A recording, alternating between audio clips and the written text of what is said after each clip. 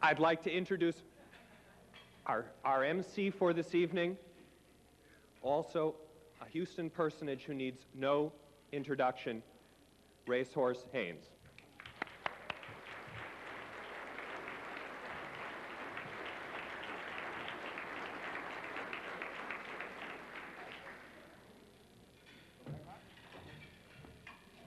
Thank you so very much, and thank you, ladies and gentlemen, for permitting me to trespass upon your evening. I am honored and delighted that you would accept your basic poor country lawyer to come and visit with you for the evening on this auspicious occasion. Poor country lawyer who spent a professional lifetime representing the poor and the downtrodden and the oppressed. And from time to time, because God has favored me, I have represented the rich and the powerful and the influential, which has permitted me the wherewithal financially to represent the poor, the downtrodden, and the oppressed. It's my pleasure this evening also to join in welcoming you to this occasion. Lord, I wish you people were on my jury panel and I see lawyers and judges here tonight. I would pray to see you all assembled in the jury room so that we might select you to sit in judgment on fellow men, because you, ladies and gentlemen, you are really, and think about this, and I've only had 2 pops of the Jack Daniels, you are really freedom's trustees. You are the glue, among other Americans who feel and think like you, that keep us all together. And it's so wonderful to be here and feel the love and the care that you have for people and for the rights of people, that it makes me and my colleagues who are practitioners at the law proud to be members of that discipline, so that we know that we're trying to make our small contribution the best way we can, as you are making your contribution to make the quality of life better in the community where we live. So I'm delighted to be here, and before I have an opportunity to present to you by introduction some of the most spectacular speakers that you will hear ever at any assembly of reasonable thinking people, I am obligated because Ms. Jean said so. And one does not disregard the mandate issued by Ms. Jean. Underlined, underscored on my notes personally prepared by her for me, she says, before the speakers are introduced, Klutz, no, she didn't say Klutz, a few of the distinguished table hosts must be by you introduced. I can see how that could be the case. She wanted me first, and I don't know if this prioritized or not. It was a last-minute effort on her part to make this evening the evening of success that it obviously is. Wanted me to introduce to you and have you recognize, after I have listed them all by your applause, please, author and philanthropist Genevieve Vaughn from Austin, Texas. Let's just speak it up for Genevieve. Mr. Michael King of the Texas Observer, one of our state's great believers in human rights. You've seen her earlier here this evening. God, had she only become governor of the great state of Texas, we would have been light years ahead of where we are now. Miss Sissy Farenthal, where are you, Miss Sissy?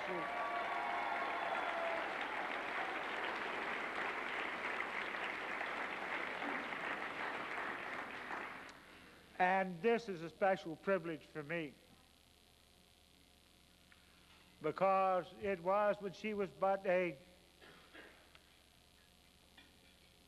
young lady, fresh into the practice of law, that I began to become associated in the trial practice of law with Jan Fox. And she's wonderful. She's Jane Sis, one of America's great trial lawyers who in a case up in Dallas where I had absolutely nothing to do with saving except to have my hand out when she collected. She managed to persuade a Dallas jury, and Dallas juries are composed primarily of people who are vice presidents of insurance companies and former U-boat commanders. But she managed in an almost impossible fact situation case to get the jury to return for her $40 million and 12 cents. We'll make it 24 cents. It was 24 cents. Everybody shocked, stunned, and fell over in their seat at the 40 mil, and the jury foreman said, "You want to know why we gave you the 24 cents on top of the 40 million? And everybody, of course, including Jan Fox, said, "Of course, why?" And the foreman said, "We wanted you to know that the jury put their 2 cents in." Because the defendants in the case were egregiously wrong, and she demonstrated it, and it was consistent with some of the ideals that all of us share here this evening, that we cannot tolerate anybody to abridge, destroy, interrupt, intrude, trespass upon our basic rights, our human dignity. Now, having said this, I am now told by Miss Jane, and I cannot ignore this mandate, that as the finale for this prelude of celebrities that I've just introduced to you, I must ask Lee Lowe, the editor of the Houston Peace News, to stand up and be recognized. And Jane says it, "You better stand up, Lee, and we better recognize Lee." Thank you, Lee. We do appreciate what it is, one more time, that Jane has done assembling you folks. Let me tell you that this evening we were supposed to have, and he agreed to do so, but he is prevented from being here by some other commitment or business or something that he could explain to Jane in a way that nobody else could because he's not here. Senator Rodney Ellis was to be here to read for you these welcoming remarks, first of all, for the 50th anniversary, and present to this assembled company a proclamation from the great state of Texas, the Senate of the great state of Texas.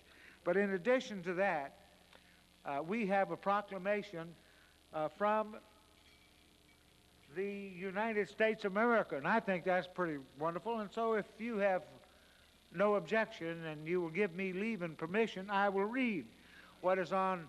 I have not seen it yet, so it's a surprise to me as it is to you. But when the great United States of America recognizes this evening and this occasion and this anniversary, Lord, we have come a long way, have we not?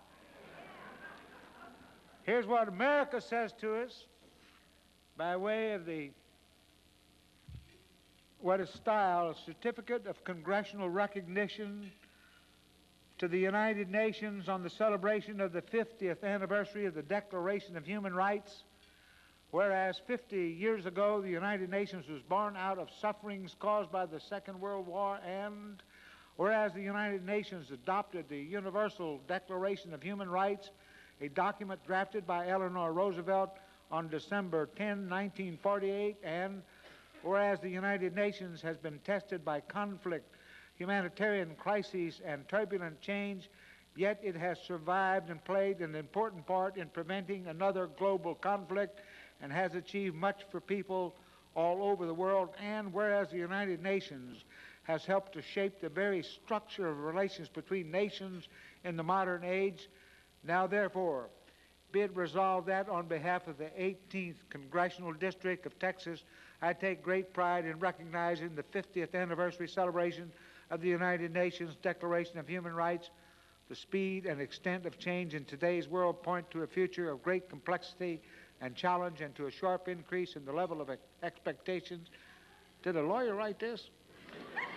Of the United Nations. Accordingly, the commemoration of the 50th anniversary of the United Nations must be seized to create new opportunities for peace, development, democracy, and cooperation, as well as to redirect it to a greater service to humankind, especially to those who are suffering and are deeply deprived. Dated December 2, 1998, signed Sheila Jackson Lee, Member of Congress. Thank you, Congressman Sheila Jackson Lee. We appreciate and we treasure this recognition coming from Disneyland East, and not to disparage Congressman Lee. She is doing her dead level best to keep it on a level keel up in Disneyland East. My next, and remember, you can sue Jane if you want to. She's got a hell of a lawyer, Jan Fox. She's the one that got me here. The next duty, honor, and privilege that I have for you and for this occasion is to read for you from the Senate of the state of Texas, what ordinarily would have been read this evening by Senator Rodney Ellis, but I now take and preempt that privilege because he's not here. The Senate of the state of Texas, Senate Proclamation number 1536.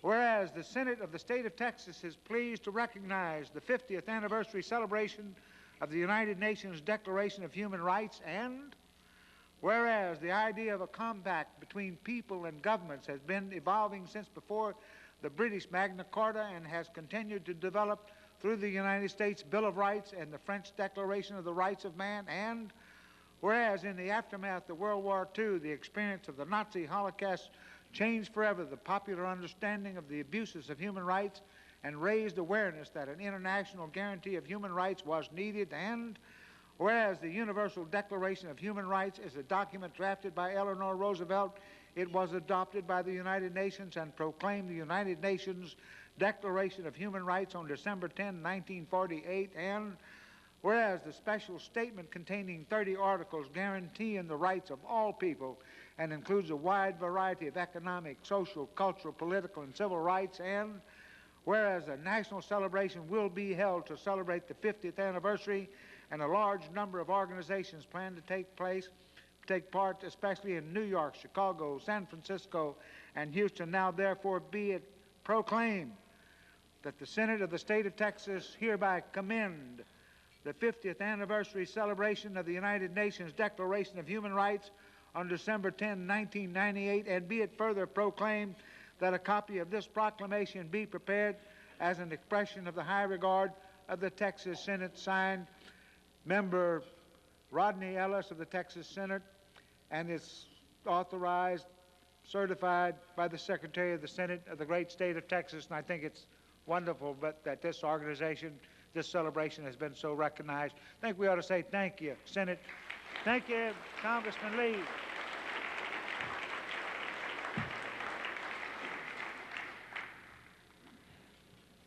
We have this evening permitted our wanting to get together, and hug each other and shake hands and enjoy some libation, to preclude us from hurrying on with the program in time for some of us to get back to the old folks in time for our Ovaltine. We ain't gonna make it. Because we have some distinguished speakers here this evening that you would stand in line, forget Ovaltine in order to hear.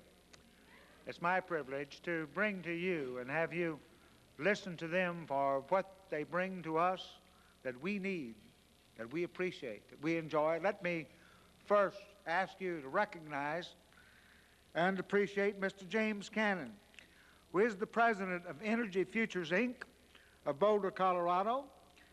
But he's no stranger to Texas or to Houston. He is a specialist in energy policy and what he calls, and I quote, the second transportation revolution. He has traveled widely and is well prepared to speak on human rights and sustainable development. Ladies and gentlemen, will you permit me to introduce to you, Mr. James Cannon. Would you welcome him, please, by showing. Thank you for coming up, Mr. James Cannon.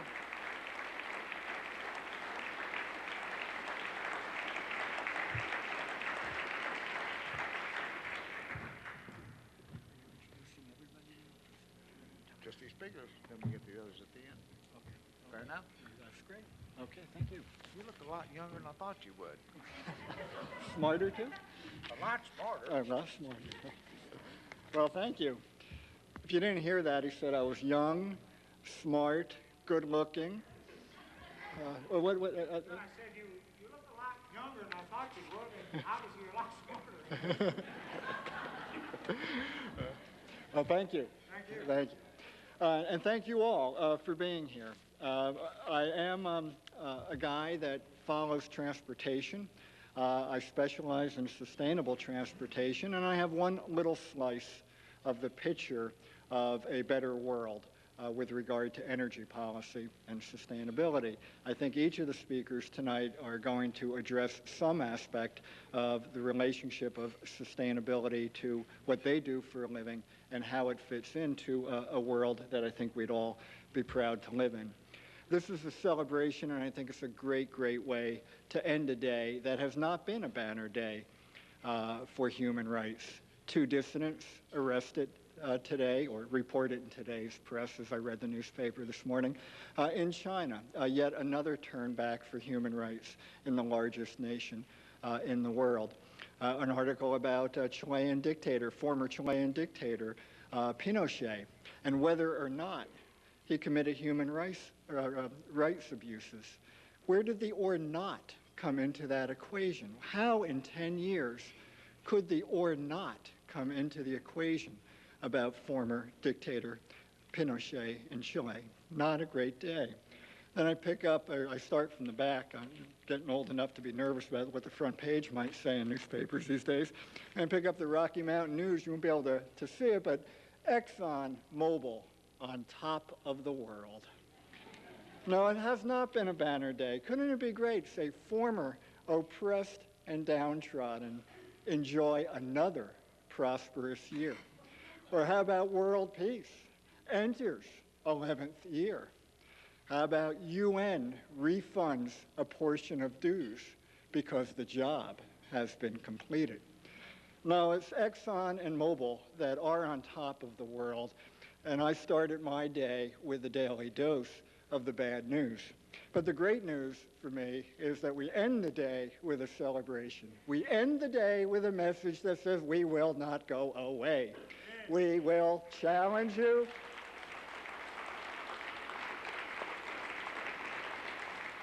And we will fight you, and if all else fails, we'll simply outlive you. But we will not be denied.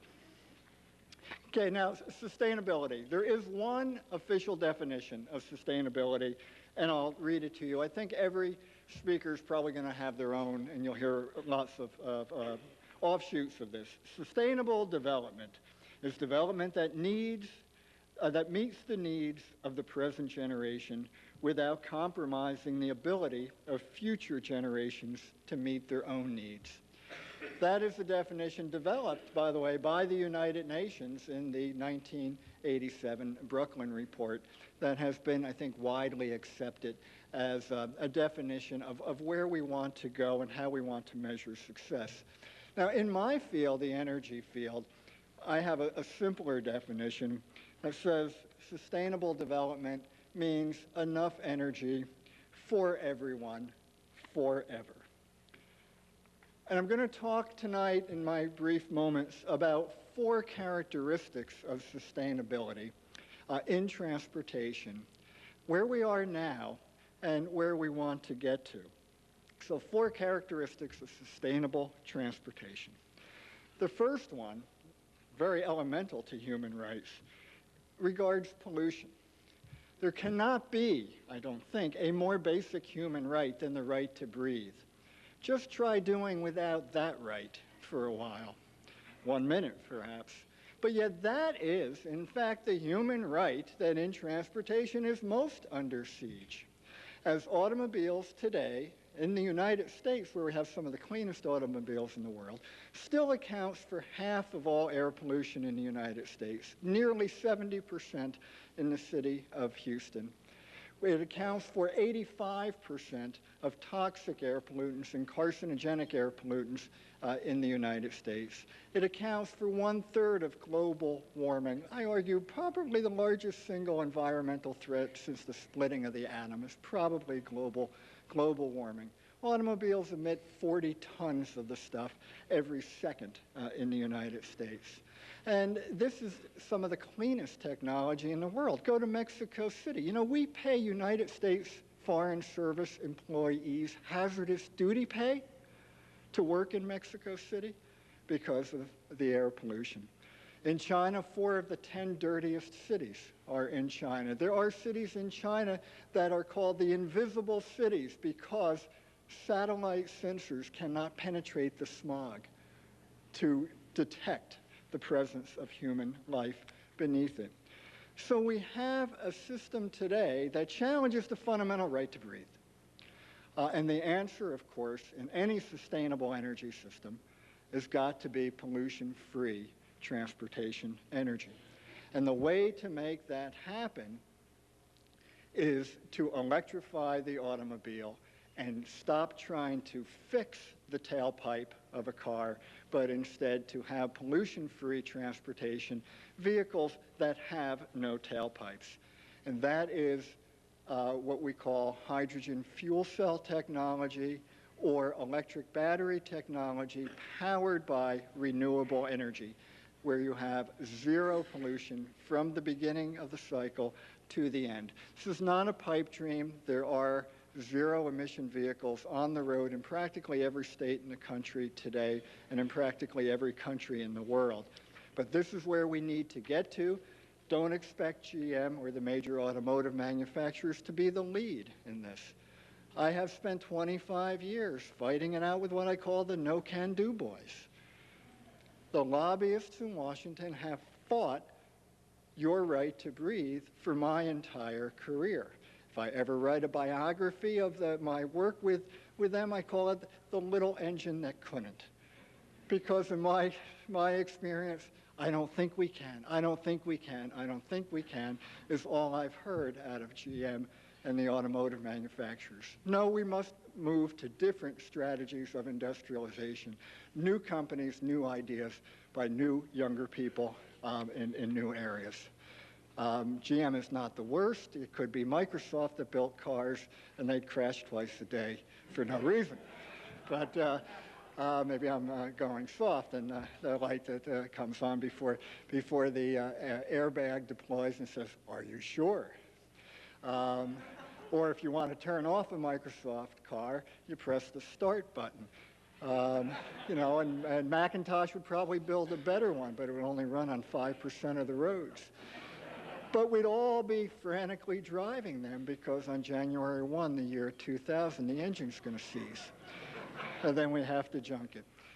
So things maybe could be worse than GM, but the simple answer is that to move to sustainable transportation, we're not going to be relying on the companies that brought us the technology of the 20th century. We're going to be looking to companies that understand sustainability and are willing and able and anxious to protect our human rights to breathe. Now, the second of the 4, the move to sustainability implies moving from scarce resources to more abundant resources and ultimately to totally renewable and sustainable resources. It's a no-brainer that one of the biggest problems we face in this world today in terms of the oppression of people comes from scarcity. And it is the scarcity of oil that drives many, many of the world's problems today. We now burn 4,000 gallons of gasoline in our cars every second. And we have built a huge system. 87 new cars are manufactured in the world every minute, and they all burn gasoline. Our most limited natural resource in the energy field and our most rapidly depleting natural resource in the energy field. You all know this is Texas. United States oil production peaked in 1970. It has dropped 25% since then. We all know that we are continuing to grab oil from the last great reservoir of oil in the world, which is the Middle East, and all the problems that come from that. We simply must move to renewable fuels and sustainable fuels. It's not a problem. You know, every 45 minutes, more energy strikes the earth in the form of sunshine than is released from the burning of all the coal, all the oil, and all the natural gas in one entire year throughout all the globe. So just capturing a small percentage, a very, very small percentage of this manna from heaven. The only safe nuclear power reactor in the world is the sun, 93 million miles away. It is the one where we have solved the siting problem satisfactorily, and the only one. No forced outages. It's been going for 4 billion years. No waste disposal problems. It's manna from heaven. And all we need is a small portion of 1 hour of sunshine to power the world. But we have to convert it to fuels that we can use, that we can store, put on board a vehicle, and convert without violating our right to breathe. And the way to do that is through, again, this hydrogen fuel cell cycle, where we take, even I know the sun doesn't shine all the time, but it shines a lot. And you take the sun when it shines, generate electricity, just like your hand calculator does, use the electricity to produce hydrogen from water, a ubiquitous substance on Earth, not radioactive, not scarce, and also I'm going to give it back to you when I'm done. It creates hydrogen and oxygen using solar energy or wind energy or any of the renewable energies. This hydrogen then is a potent fuel that can be used in a fuel cell vehicle to generate electricity, creating zero pollution. It just creates water and electricity. We have fuel cells. Matter of fact, we have 100% of the market for space shuttles, for fuel cell technology. That is what powers our space shuttle once it gets into space. Matter of fact, the water that comes out of a fuel cell, again, you use solar energy to produce the hydrogen from water on board a space capsule. You use the hydrogen then when you're on the dark side of the Earth to generate electricity to run the spaceship. And the water that comes out is so pure that the astronauts drink it before they come back to Earth. There's pure, potable water. So the second component says, let's get away from the scarcity of petroleum and let's move to abundant fuels that are available for everyone. The third issue is that these technologies, they've got to be better. We're not going back. We're not putting on sweaters. We're not going into the dark. We're not going back to caves with sustainable development. The whole purpose of this is to create a better world. And the third aspect of sustainable transportation is to challenge the myth that the gasoline-burning car is not only a constitutional right in this country, but that it's the best that our society can do. It is not the best our society can do. It's an old technology. It's a 250 million-year-old fuel, fossil fuel, petroleum, burned in a 19th century technology, which is internal combustion engine, that's creating 20th century problems, including social problems. Electric vehicles work better. Space shuttle goes from 0 to 220 miles an hour in 4 seconds. It's a very fast technology. It works well. And if we can challenge the paradigm that there is something wrong with sustainable technology rather than something we should be very, very excited about moving to, we will, in fact, get much farther along much quicker. And then, the final aspect of sustainable transportation, it gets really right to this human rights issue, because as we move from non-sustainable systems, we're really leaving this romp towards Armageddon that we're going on, and we're really marching towards social justice, widespread social justice. You can see the impact of the system that we have now on the poor and the oppressed. Who breathes the most polluted air in the country? It is the urban poor children, the people that live below the freeway ramps in New York, in the Bronx, for an example. So you can see how the current system, violates particular sets of people, in a negative way. You can see this as we look towards Desert Storm. You can see the inequity of sending predominantly black soldiers to kill predominantly brown Iraqis so predominantly white Americans can drive sport utility vehicles to the mall. There is something wrong with that equation. The death toll, the official death toll of the 44 days of Desert Storm is 150,000 Iraqis. It's not my figure. That's George Bush's figure. That's Bill Clinton's figures. That's Peter Jennings' figures. You can read it through all the mainstream press. That's how many Iraqis we killed in 44 days. Now, we have the gall to call our bombs smart bombs that killed those people. Maybe smart compared to us for thinking that that was a good idea, but no other way. Let's look at Timothy McVeigh in Oklahoma City. Nobody calls his bombs smart, and his bombs did exactly what he wanted them to do, too. Well, they killed 168 people in Oklahoma City. Now, if you do the math for Desert Storm, the United States killed 168 Iraqis every 1 hour and 12 minutes, 24 hours a day, 7 days a week for 44 days. That's the reality of Desert Storm. And we killed women, we killed children, we killed elderly, and we killed soldiers. And we killed lots and lots of 16-year-old soldiers. And my son is almost 16 now.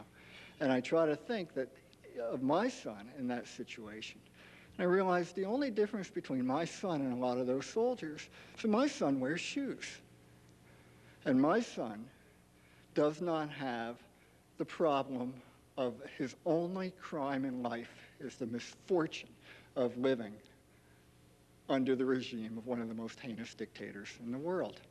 But that is the only crime of many, many thousands of those boys on what became known as Death Alley in the border between Kuwait and Iraq. Thousands that were killed, thousands that didn't wear even shoes at that point in the 44 days. So you can see that. You can see the social equity issues. I'll give you one more example. I went to the city that has the distinction of having the highest percentage of Mercedes-Benz automobiles among its automotive population. Highest percentage in the world. Think of West Palm Springs, West Palm Beach, Palm Springs, Beverly Hills. No. The answer is Shanghai, the People's Republic of China, that is quite rapidly moving towards the society of the haves and the have-nots. We know that because GM is going to go and build 100,000 Buick Regals for the people of China. Buick Regals are a very, very large car that will go largely to the bureaucratic elite in China. Now, transportation energy in China has increased 700% since 1980. The automobile fleet has doubled in the last 18 months in this country. Last year, China announced more than $10 billion worth of new oil pipeline construction from the Middle East to China. A year that not one single supertanker order was placed in the world. We get our oil from supertankers. China will get its oil from $10 billion worth of new pipelines. Now, Desert Storm, I would argue, will be a picnic. The resource crisis that we are facing, not in the distant future, but in the near future, as the world's largest nation follows our example of a century ago and proceeds down an oil path. That is likely to happen unless we play a leadership role in derailing the 19th century fuels and putting in its place the 21st century sustainable systems that I hope will happen. Now, we can do this, and in fact, we've done it before. Let me close with a couple of analogies from the last time we had a great energy transformation in the world. Happened about a century ago when we replaced the horse with a gasoline-burning car. It was scoffed as the horseless carriage, but in fact, it solved a great many problems. In the year 1900, there were 25 million horses that formed the backbone of transportation in this world. It was a major, major source of pollution. Every day in the streets of New York City, 2.5 million pounds of horse manure on the streets, 60,000 gallons of horse urine. It was one of the largest public health threats the people of urban America came from the horse. Well, the horse manure was just the smog of 1900. The gasoline automobile, in its moment, was the environmental choice. No longer is, but it was at the moment. Also, let's compare oats and oil. In the year 1900, 25% of the cropland in the United States went to grow oats for horses. Land values in the suburban areas of New York have never recovered from the collapse that happened when the oat growing was replaced by oil imports. Oil was the seemingly boundless fuel of choice. J.D. Rockefeller was running gasoline, into the Cuyahoga River because they couldn't find a market even at 2 cents a gallon. So in that moment in history, gasoline was the abundant source of energy. And the gasoline engine was the better technology. My car today has 120, you guessed it, horsepower. It was very compact, better technology. And even on the human issue, human rights issue, Henry Ford paid his workers $5 a day. That was unheard of at the era. Matter of fact, Henry Ford was sued by his shareholders in a case that in 1920 was upheld by the U.S. Supreme Court. They said, you can't pay your workers that much. You have to give a greater percentage of potential profits to shareholders. It is, to this day, one of the landmark lawsuits in the field. So in its moment, the gasoline-burning car addressed the critical environmental, energy supply, quality of product, even human rights issues of its day. But first one now will later be last. And that is what has happened with the gasoline-burning car. And it is simply time to move on and to embrace the technologies of the 21st century rather than to stick with the idea that the century-old model is the one that works. So with that, I will stop and look forward to a question time or party time when we're done. Thank you. Ladies and gentlemen, my pleasure. Welcome, please, Evelyn Hugh deHart. Ms. deHart.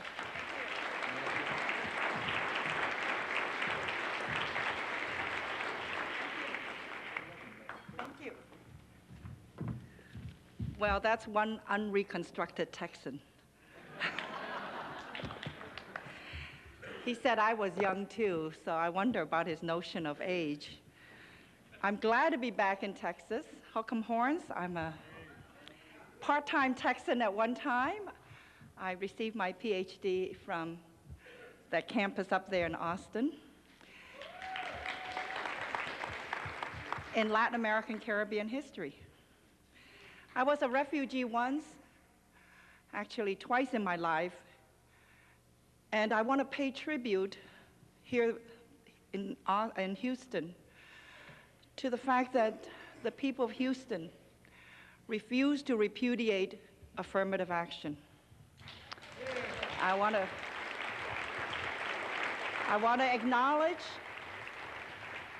that I am one of the first beneficiaries of affirmative action, that I was told after I was admitted to Stanford University that given my low verbal scores, they did have to lower the bar a bit to admit me to that great university from which I graduated with the top award of my class. And I say that now, 40 years later, putting aside my Asian humility, to acknowledge affirmative action. I think that with affirmative action under siege, all of us must give personal testimony to something like affirmative action. So thank you, Houston, for holding the line. And I want to thank also Jane and Barry and others who remember me and invite me back to Houston. Houston, of course, has changed a lot since I was here in Texas. For one thing, you are now a city of immigrants, which was not the case, at least not the way it is today. I just came back Monday night. I just arrived back in the United States from a trip to Hong Kong and Manila. Talk about pollution. By the way, I'm sure it wasn't planned that 2 people from Boulder would be on this program. I just came back from Hong Kong and Manila, and then earlier in the fall, I went to Australia, in part to observe the racial reconciliation conversation taking place between the Aboriginal Australians and the larger white Australian society. But I also witnessed in Australia something that would resonate a lot with us in the United States today, and that is an anti-immigrant movement in Australia, particularly anti-Asian because the bulk of the new immigrants to Australia has been from around the Pacific. It is called the One Nation movement. led by a woman called Pauline Hanson, and it bears watching. If for nothing else, we are not the only country today that is a receiving nation of immigrants, and that is also repudiating immigrants and scapegoating immigrants for all sorts of society's problems and ills. And in Hong Kong and in the Philippines, I also witnessed another phenomenon that perhaps is not quite so obvious to us in the United States, but for anyone who has been traveling around the world, and I mean around the world, not just throughout Asia, but throughout Europe and the Middle East. And that is a phenomenon of a new kind of labor migrant today, consisting almost exclusively of young women.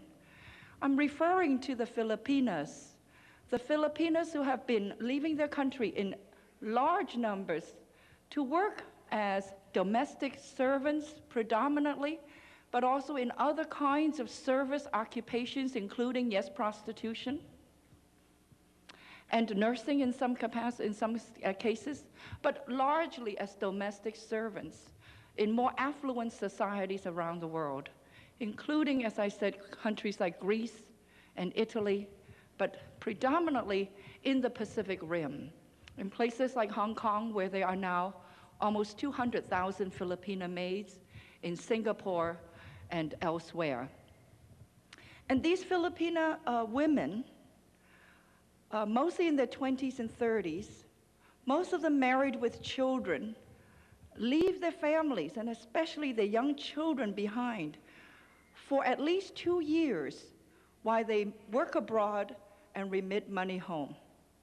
Now, what kind of world are we living in today, speaking of human rights, and as I read the declaration that we all received at our table,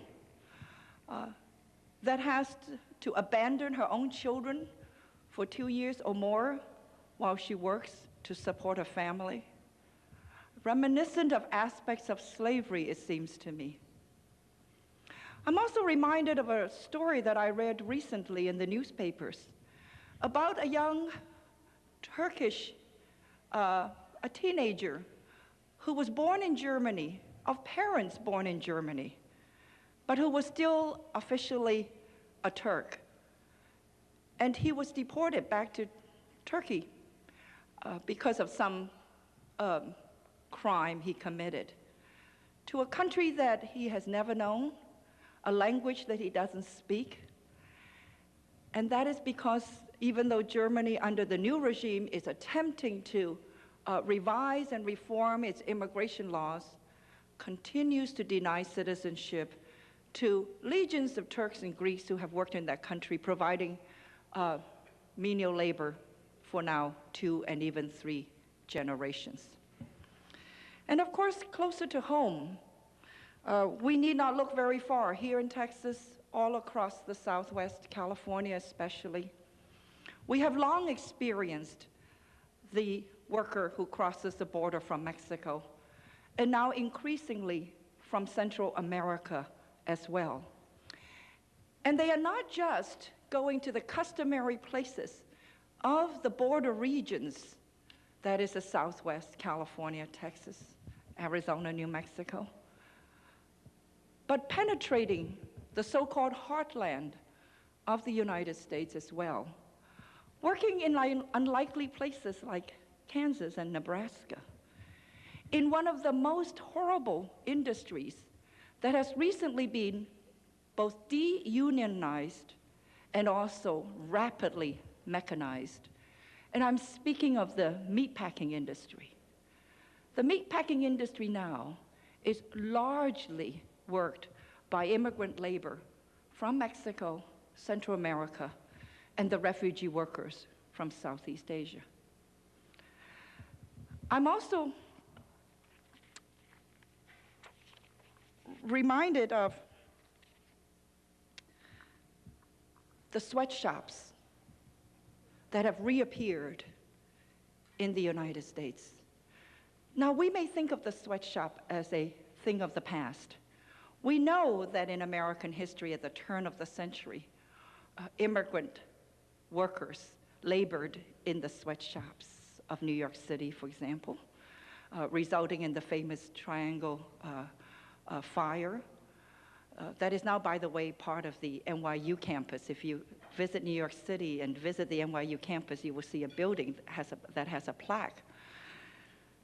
My point, however, is that sweatshops are resurfacing all over the United States, particularly in Los Angeles and in New York City.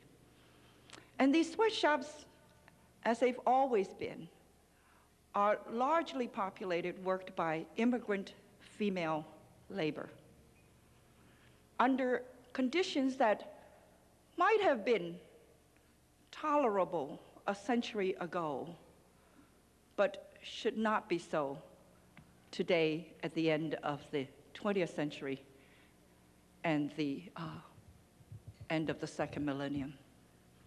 So what I'm really concerned about, and that I think will be one of the great human rights issues of the third millennium, is what I call the new international labor migration and the labor migrants. And why is this phenomenon so prevalent today? I think that we need to look at it as part of the process that we have blithely called globalization. In this country, we tend to think of globalization in glowing terms. Globalization seems to profit those of us who live in this country. It allows the unfettered flow, so we are told, of capital and labor. And indeed, that is why we have such things as NAFTA, North American Free Trade Agreement, and many others like that. But what we seldom discuss, whether it's in the popular press or even in the academic literature, is what some of us are beginning to call the underside of globalization. In other words, who is paying the price for this thing called globalization that we in this country seem to be profiting from? And what is one of the manifestations of globalization? And what I'm suggesting to you is that one of these manifestations of globalization, particularly what I call the underside of globalization, is this new international labor migration. The transfer, basically, of large masses of people who work for low wages, generally under terrible conditions, not only from out of their own country, but generally from poor countries to wealthier countries, from poor countries to more developed and more prosperous countries, whether it's in their same region or over great distances. And it is this aspect that I don't think we have paid sufficient attention to, but which, in fact, if we open our eyes, it's all around us. And it is in our everyday life that we experience this phenomenon of this new international labor migration, and that we're not always aware of.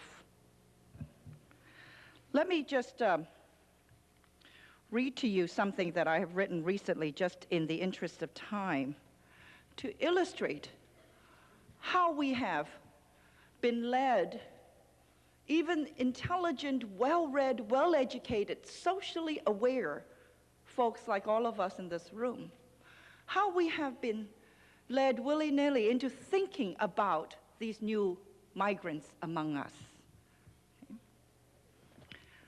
For example, the way we have socially constructed the idea of the illegal alien as an unsavory and undesirable social element. An illegal alien is not merely someone who enters the country without proper documents, but he is the dark-skinned Arab Muslim religious fundamentalist and terrorist who blows up the World Trade Center in New York City. He is a Black Caribbean sociopath who shoots innocent passengers on the Long Island commuter train. She is the pregnant Mexican welfare cheat who crosses the border to San Diego to have babies, who then become US citizens and in turn enable the mother to claim welfare benefits. They are the unassimilable Southeast Asian war refugees, too eager to take any job at any wage, thus depressing the wage scale and robbing the livelihood for bona fide, long-time Americans. They are the Mexican and Asian youth gangs contributing to our urban crime problem.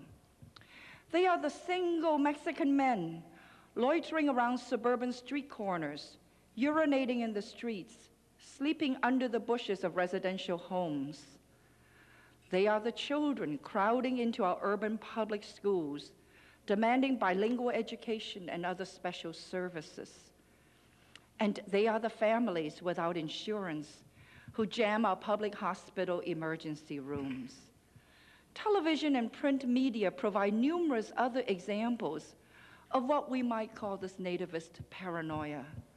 The image and rhetoric of invasion is once again reminiscent of the yellow peril of a century ago that was used to characterize the influx of Asian immigrants.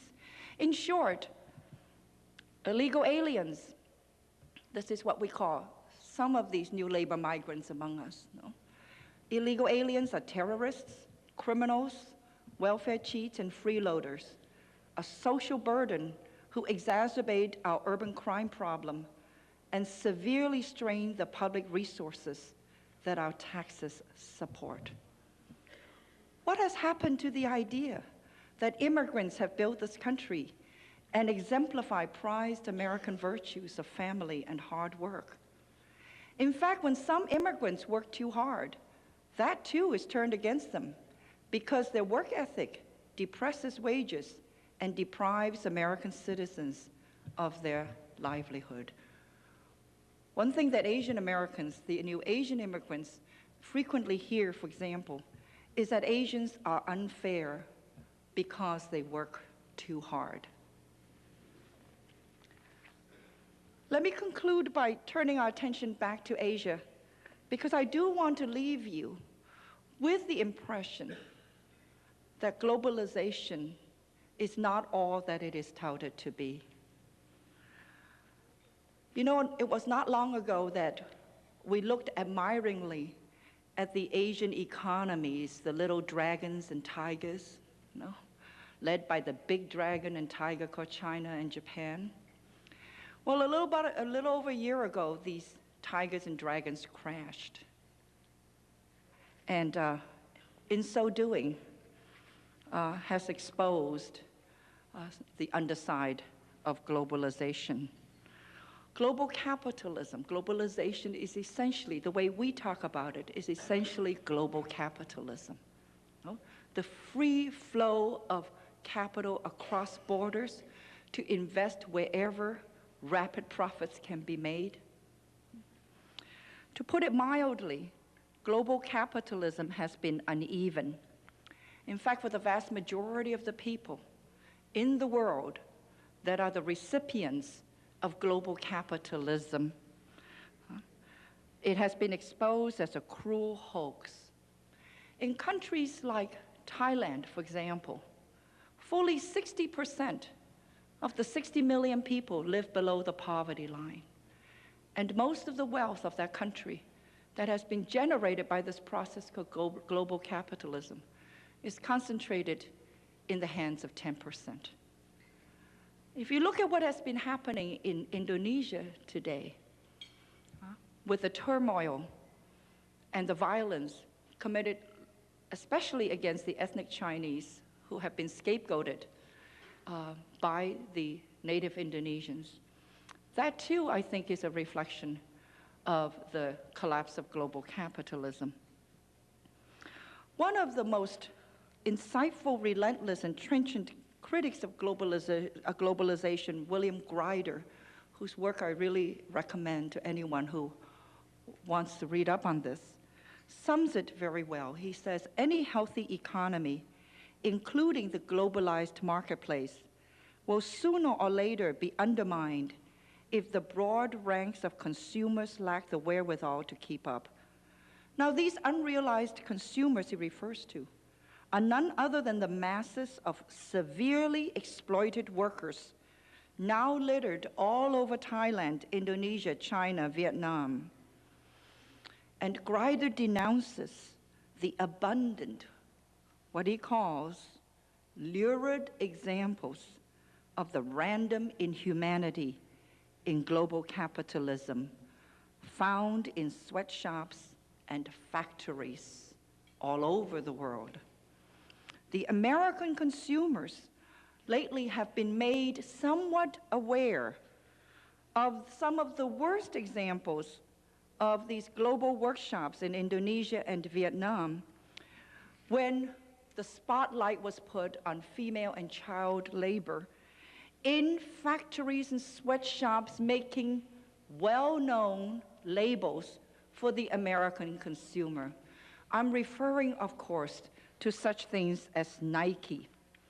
The intense competition inherent in globalization produces an internal logic that forces factory owners to chase ever cheaper labor all around the globe, especially where labor is the cheapest in the Pacific Rim area.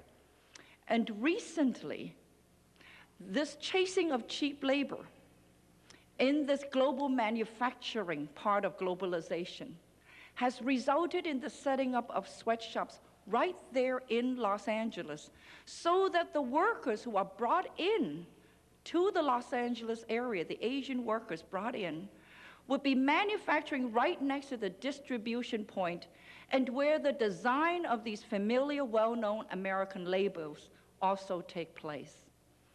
And if we're not for the fact that one of these sweatshops was accidentally discovered recently in El Monte, California, we might not yet know of the extent of these sweatshops. And as a result of the expose of these sweatshops in Los Angeles, we have now acknowledged, including Secretary of Labor Herman, that the numbers of sweatshops in New York City have also increased phenomenally. And that too, of course, was brought to the forefront by the incidents involving, what was that, a TV person, Kathy Lee Gifford, right? So this is the situation that I think we need to pay attention to if we want to think about human rights for the next millennium. That the pressures of global competition are repeatedly used to justify low wages and inhumane treatment of immigrant American and third world workers. In short, to justify the existence of sweatshops. And sweatshops, by the way, are defined as factories and assembly plants that do not comply with minimal local standards on wage and working conditions. In other words, that don't meet even the minimum standards of human rights and workers' rights.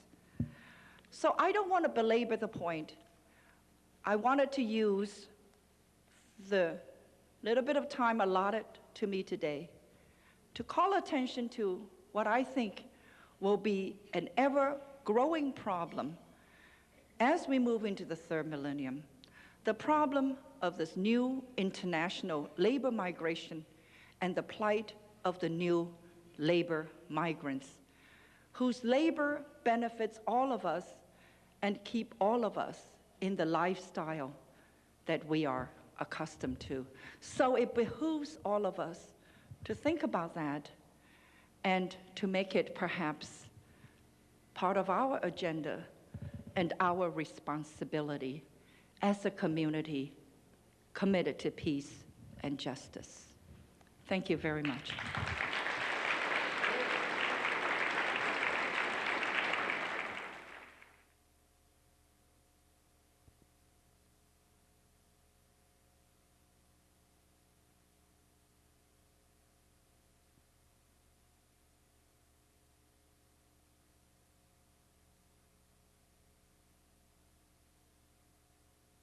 Ladies and gentlemen,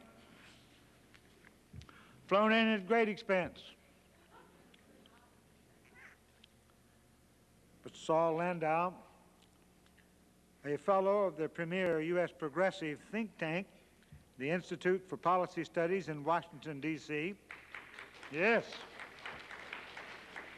His work as a filmmaker, a poet, an author, and speaker focusing on Latin America has been recognized with many awards. He has received 7 Golden Apple Awards for educational films. If you'll warmly receive him, please, Mr. Saul Landau will discuss Pinochet and international law. Mr. Landau.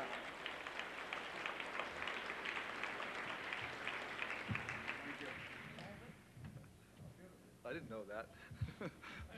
Thank you. I think I'm going to surprise a few of you by beginning by saying that globalization has produced in the last month something very positive. Indeed, one of the few positive things that has been produced, it's the globalization of human rights law. I'm referring, of course, to the decision in England by the House of Lords Special High Court, the Law Lords, deciding that the British government had the right to arrest Augusto Pinochet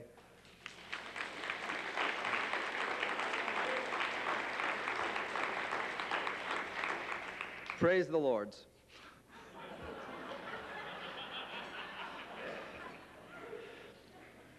And I'm going to, I think, wind up by trying to involve all of you tonight in keeping this, what I find surprising, shocking, wonderful course of events that began in mid-October when Pinochet had gone to London and received the red carpet treatment and had tea with Mrs. Thatcher,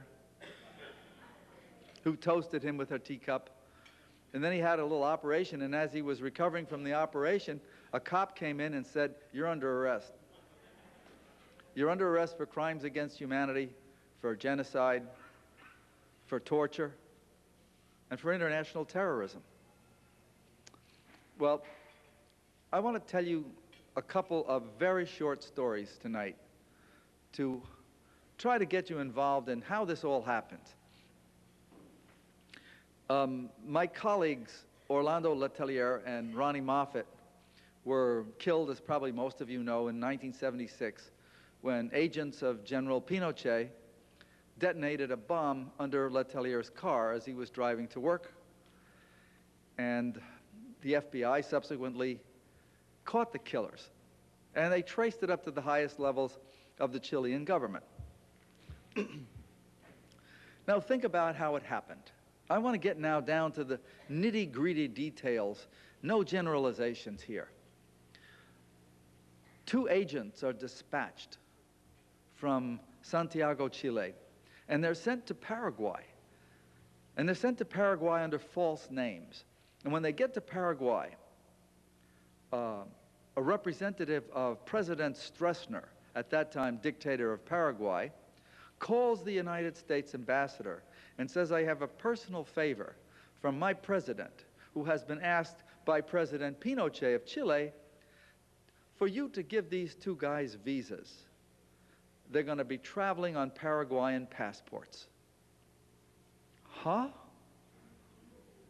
Well, the ambassador, thinking that he owes a favor, General Stroessner, or President Stroessner, after all, has requested that he give visas to 2 guys.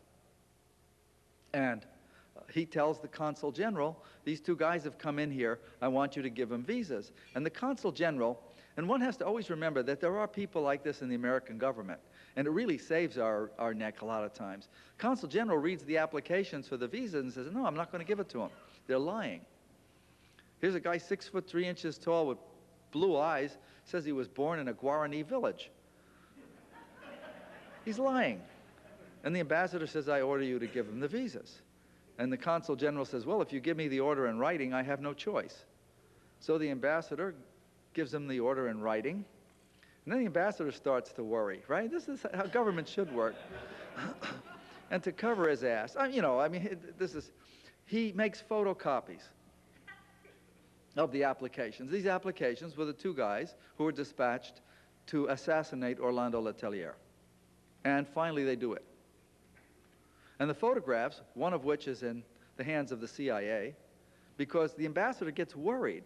He says, these guys say they want to go to Washington, D.C. on Paraguayan passports for the purpose of visiting General Vernon Walters, who at that time was deputy director of the Central Intelligence Agency. And so the ambassador, worried, sends photocopies of their applications with their photographs to General Walters and to his boss, Henry Kissinger, who you will remember was Secretary of State.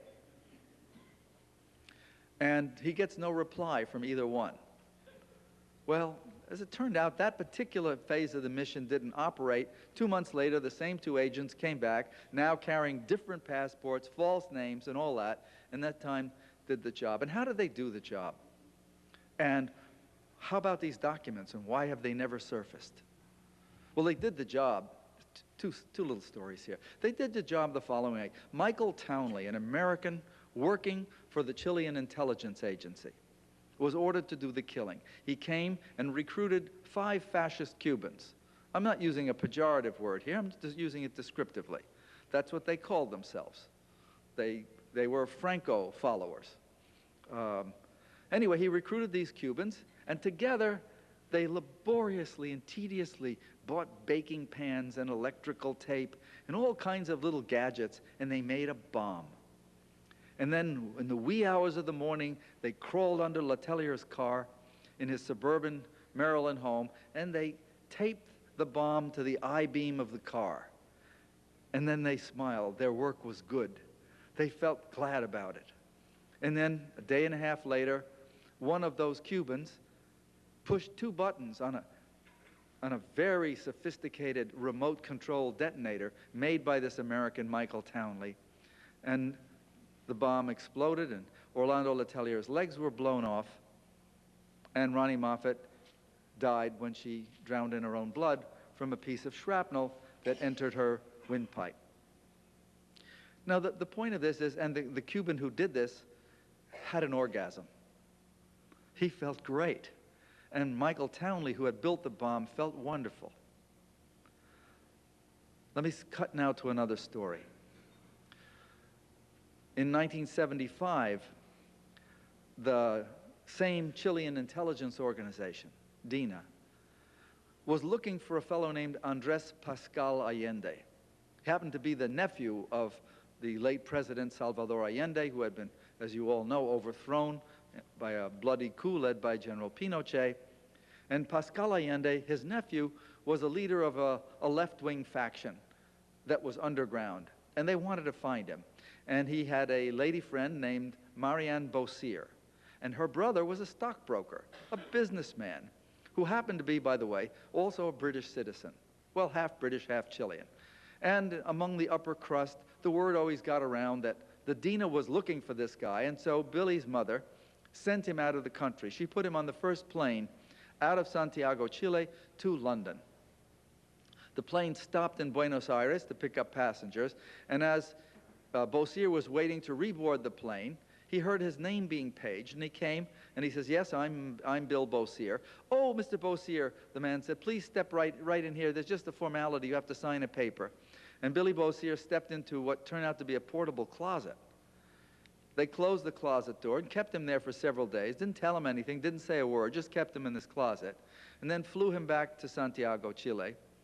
And he was seen at one of the torture houses called the Discotheque. And that was the last time he was seen. Now, Michael Townley, who later on confessed to the crime of killing Letelier, and, by the way, to other crimes,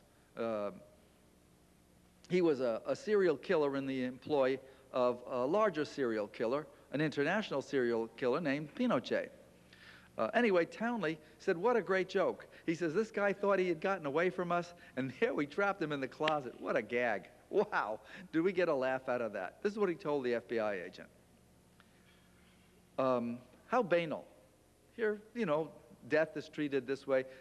They take great pleasure in making a perfect bomb or in tricking a guy and trapping him in a closet, torturing him for a while, and then killing him.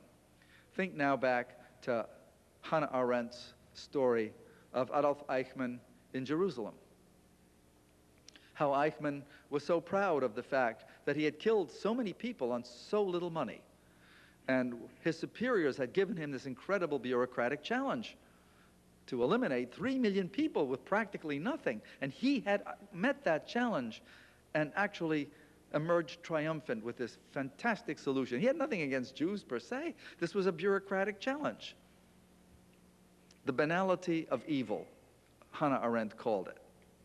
And indeed, when you laugh at trapping somebody, then torturing and killing him, or you laugh at or feel satisfied that you had met the bureaucratic challenge and killing 3 million Jews in the process, this is indeed the banality of evil. But the banality of evil always exists inside of, how should I call it, a heroic or an epic evil.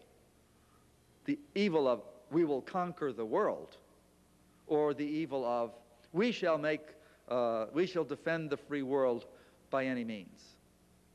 Think of all the banal evil that has occurred under that larger epic evil, because you're going to hear some more of it later tonight. So the epic evil makes possible the emergence of petty bureaucrats like Adolf Eichmann, who ends up being in charge of a final solution, or petty killers like Michael Townley and his Cuban cohorts. And the epic evil, the puppet master here, was not in Chile, because General Pinochet was a creation. He was a creation not only of the right wing and the wealthy of Chile, because they certainly played a part in it, but he was also a creation of Richard Nixon and Henry Kissinger. They created Pinochet. So that you understand, by the way, why the United States government has some, how shall I say it, ambivalence about cooperating with the current process underway in Spain, where a magistrate is investigating Pinochet and asking for his extradition so that he can answer questions. I want you all, by the way, who can remember that in the morning, tomorrow morning, or tonight when you get home, to just sit down and write a very simple note to Madeleine Albright, Secretary of State, and Janet Reno, Attorney General, reminding them that President Clinton, in one of his rare moments before the United Nations, pledged that the #1 concern of U.S. foreign policy in the next 2 years of his administration would be combating international terrorism. Augusto Pinochet was responsible for the most heinous act of international terrorism in the city of Washington, D.C., the nation's capital. He ordered, and there's no doubt about this in the U.S. government, 2 former FBI agents who investigated the Letelier case and the former prosecutor have all in the same words said it was inconceivable that Pinochet had not authorized this hit. So write to Reno and write to Madeleine Albright. We're told by the State and the Justice Department we're not getting enough heat from the American public. You can't expect this administration just to do something because it's right. God forbid. So get behind this and do it. But also understand, in the context of this horrible Cold War, just as in the context of Nazism, we had some incredible, incredible crimes committed. The violations of human rights on a horrendous scale, not just in Chile or in Guatemala, which Jennifer is going to talk about, I'm sure, later on, but all throughout the world. So one must be very careful as we head into the 3rd millennium, not to lose one's vision about how great the world could be for our children, grandchildren, and so on.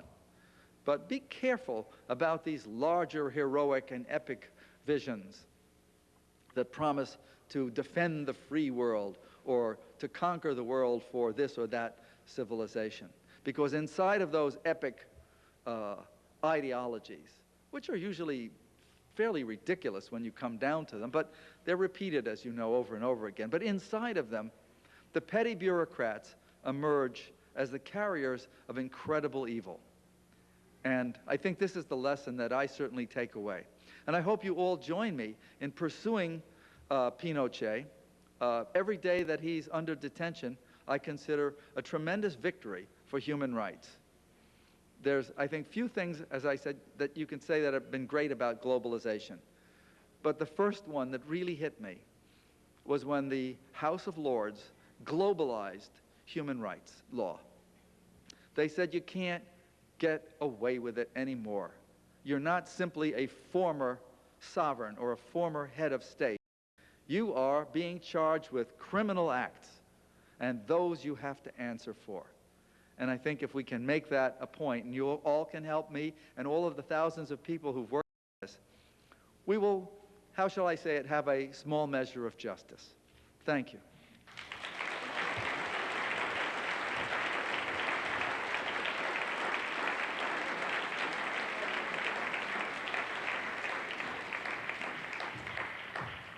It is my pleasure now to present to you, ask you to welcome, please, Miss Jennifer Harbury, a lady of tremendous courage. Let's welcome, please, Miss Jennifer Harbury. Let her tell us about real courage. Miss Harbury. My pleasure, ma'am. Thank you very much.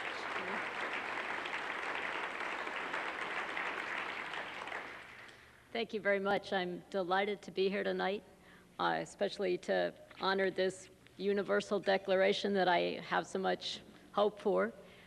Before I start talking tonight, though, I'd like to offer special thanks to two very remarkable women of Texas that helped me enormously throughout all of my own efforts, and I think really stand for the best when we talk about activism and human rights. One here is Genevieve Vaughn, who, if it weren't for her generosity,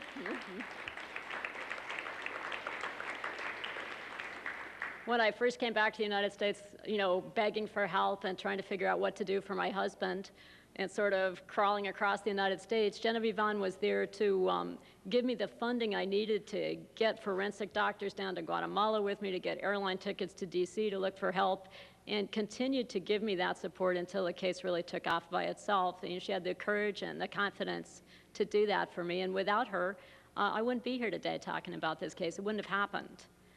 The other is Genevieve's cousin, Sissy Farrenthal.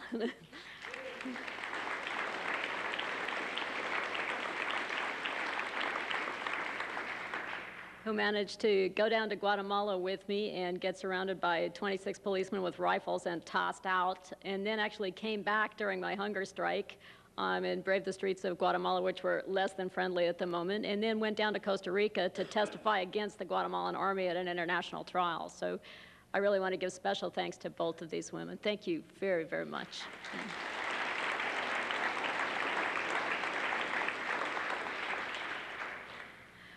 I've read this document quite a few times, and I'd like to share with you just a couple of the opening paragraphs, because I think they stand for concepts that are so clear and so basic, but which have fallen so far short of reality. Article 3, everyone has the right to life, liberty, and security of person. Article 4, no one shall be held in slavery or servitude. Slavery and the slave trade shall be prohibited in all their forms. Article 5, no one shall be subjected to torture or to cruel, inhuman, or degrading treatment or punishment. Article 6, everyone has the right to recognition everywhere as a person before the law. For 50 years, this has been a promise, but I think if we look at the history of this hemisphere, for 50 years, we've fallen short, horribly short. We can start with the Chilean example, where literally thousands of people were rounded up as Pinochet took to the streets with the great aid and assistance of the United States government. We can look at the history of Honduras. We can look at Salvador. We can look at Guatemala, where literally 440 Mayan villages were wiped off the map and 200,000 civilians were killed by the death squads, not in the crossfire or accidentally in bombings, but dragged out of their beds in the middle of the night and tortured to death. We can look at almost all of the countries throughout Latin America. I think most of us know the horrifying numbers. I think most of us know the statistics. We know the most famous cases. But when we look at the vignettes, I think the reality of those numbers really drives home how far short the promise of this declaration has fallen. If we look, for example, at Chile, I'm always very moved when I read through the history books, or recent history books, and remember Victor Jara, one of the most gifted musicians of our time, who was, because of the politics of his music, taken to the stadium with everyone else. And to keep the morale of the prisoners high, he sang to them and played the guitar, for which the guards broke his hands. Once his hands were broken, he could no longer play the guitar, but he kept singing, at which point he was shot to death. In El Salvador, of course, we know the stories of the 4 churchwomen who were raped and murdered. We know of the 6 Jesuits. We know of Archbishop Romero. We know of the El Mozote village that was completely massacred. How many civilians died that day? 700? There's one survivor who lost all of her children. I know that many of you are familiar with my husband's case, who was captured alive as a prisoner of war in Guatemala in 1992. The Army did not report his capture to the Red Cross. They did not report his capture to the United Nations, far less to any of his family and friends. Instead, he was detained in a secret prison for 1 year, if not 2. The record is less than clear. He was severely tortured. He was injected with a toxic gas at one point while he was strapped to a medical table. He tried so many times to escape that he was finally encased head to toe in a full body cast. He was drugged repeatedly by Army physicians, and then eventually executed without trial. The 3 versions are fairly typical of the Guatemalan death squads. One is that he was thrown from a helicopter. Another is that he was beaten to death at the Las Cabañas military base and buried underneath it, together with from 500 to 2,000 other Guatemalans who were killed in that part of the country alone. And the third is that he was returned to the capital for another year of torture, and then dismembered and scattered across the sugarcane field so that I would not be able to identify him. That sounds like a horrifying set of facts. It was a daily occurrence in Guatemala.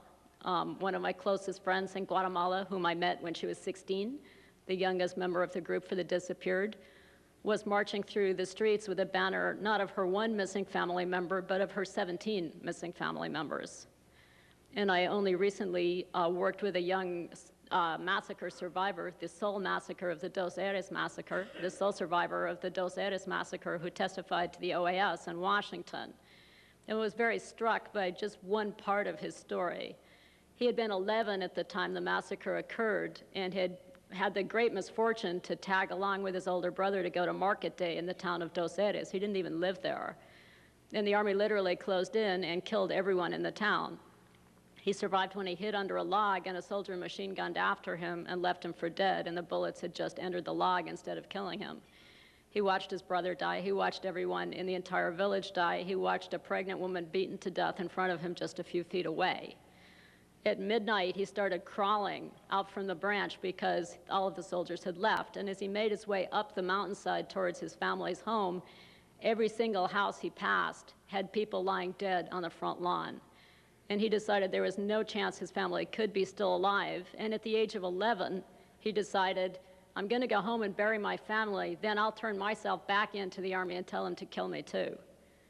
Miraculously, a young soldier had run into his family home, a young indigenous person, and hadn't wanted to kill him. He saw them praying on the floor and said, keep praying and don't go outside no matter what, and had just left them there alive. So the family was able to escape from that region, go to Guatemala City, and hide out in the ravines for the next many years. That young man has testified to the OAS and is on his way to Canada. All of these stories, as horrific as they are simply typical of what went on daily throughout this hemisphere all of these years, that this was somehow on the books, but ignored de facto by our government. And what I'd like to throw down as the challenge for all of us and the invitation for all of us is to start with the really hard questions, which are, of course, what did our government have to do with all of this?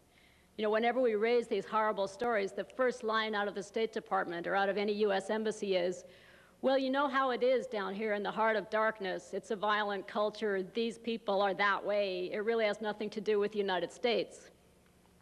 But in my own case, the week my husband was picked up in 1992, the CIA issued a written bulletin to the State Department and also to the White House reporting, Commander Everardo has just been captured alive and the Army's going to fake his death to better take advantage of a situation. According to Intelligence Oversight Board, he was in the hands of more than one CIA-paid informant. They were the ones who were holding him. They were the ones who were torturing him. In other words, he was in our hands. 10 months later, when I found out he was still alive, I went to the State Department and begged for help. They didn't tell me about that document. And for the next 2 years, they informed Congress in writing that there was no information whatsoever about my husband or any other secretly detained prisoners of war. During that 2-year period, they got information my husband was still alive, and so were 350 other POWs being detained. The prisoners were routinely tortured for their information, and after the information had been squeezed out of them, they were all tortured a little bit more and then killed, either thrown from helicopters, buried underneath military bases, or stuffed down freshwater wells. And the reports go on, the torture my husband was undergoing, the full body cast, oh, now he's dead, and by the way, now all of the other ones are dead too. Sadly, ironically, that's when 60 Minutes broke the first piece of information that the embassy was lying. It was too late. They'd all died in that 2-year time period. We have the case of Sister Diana Ortiz, who was literally dragged through a convent hedge by armed gunmen in Guatemala for the high crime of teaching small children to read and write, and left with 110 cigarette burns on her back after she was gang raped and had her hand wrapped around a machete to stab the woman sitting next to her. When she went into the embassy the next day to say a tall, blonde guy with a heavy American accent speaking lousy Spanish came in and said, "You guys are crazy. She's American. Give her back to us." And they said, "Okay, boss," and gave her back to them. He took her in her Jeep saying, "I'm taking you to my buddies over at the embassy," and she jumped out for some strange reason, not trusting this person. And when she went back to the U.S. Embassy the next day and begged and pleaded for them to find that guy, their person, good buddy of the U.S. Embassy, obviously an American citizen, go find this person. Everyone's dying in that house. For the next 10 years, the State Department, including the U.S. ambassador, labeled this nun with a battered face and agitated manner as crazy. Of course, this American could not possibly exist. Throughout this time period, I've checked it out a little bit more. In fact, there was a North American on the helicopter that flew my husband in the company of 2 death squad members from one torture center to another. In fact, there was a man in a torture chamber, very tall with a heavy American accent, who walked in after a severe torture session of a different prisoner of war and said, "All right, I won't let them hurt you anymore. I'll tell them to knock it off. They've really beat you up a little bit too badly."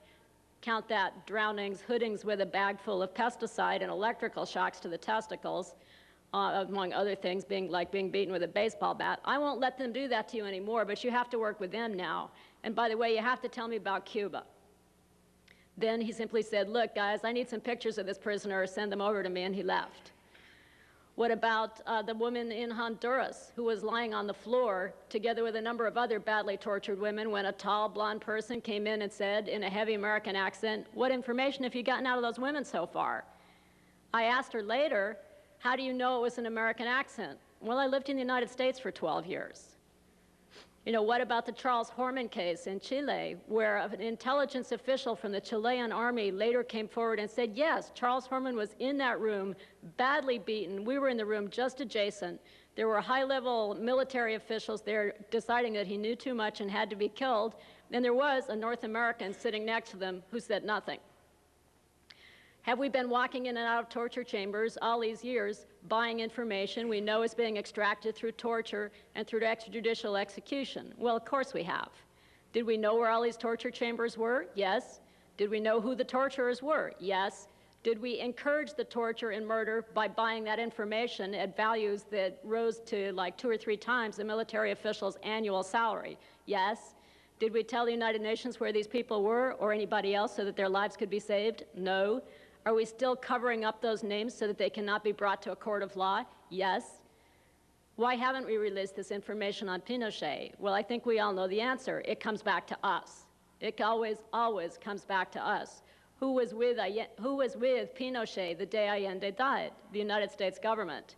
Who put the Guatemalan army into power in 1954 in a coup d'etat that resulted in an enormous 35-year bloodbath? The CIA. It goes on forever. So what I want to invite everyone to do tonight is, you know, as we enter the year 2000, make this more than just a written document. And let's start by looking at our own government, rolling up our sleeves, and getting to work. Thank you very much.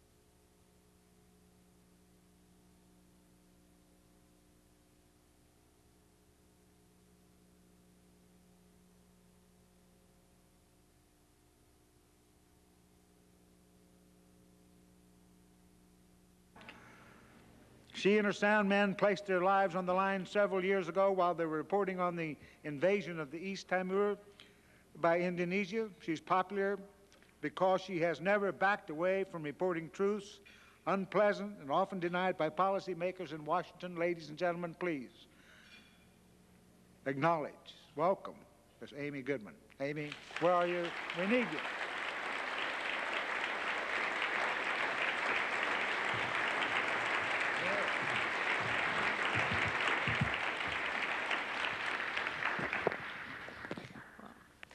I want to thank you all very much for just coming out for this tremendous event. The microphone should be turned around to each of you telling your stories, because that's really what we have to be honoring now on this 50th anniversary of the Universal Declaration of Human Rights, is how much work everyone all over the country is doing to ensure that human rights are respected. And unfortunately, in this country, what so many people have to do is to challenge their own government, because as Jennifer was just pointing out, and Saul before her, it is this country that we have to hold accountable. And in that way, maybe people around the world can live more freely.